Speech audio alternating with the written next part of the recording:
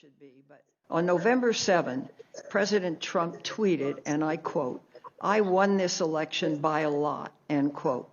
Obviously, that's not true. President Trump lost the election.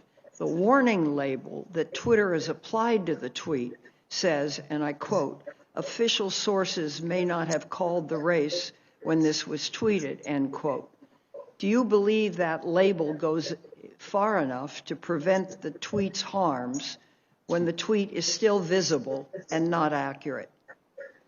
I do, because it's not just the surface level label. It points to a collection of news articles, of information and conversation that gives you an expansion on what's happening with the election.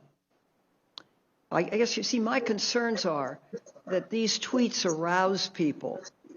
And it seems to me that the entity that runs this operation ought to have an understanding that when there is a major situation, that the tweets can play a unique role in either reassuring or stirring people up.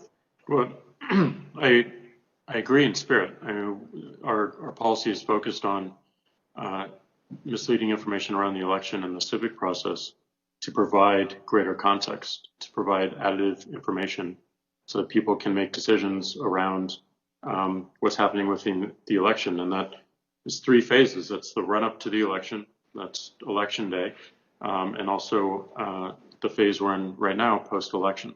So our policies and enforcement are focused on providing more information, more context to people in those three phases.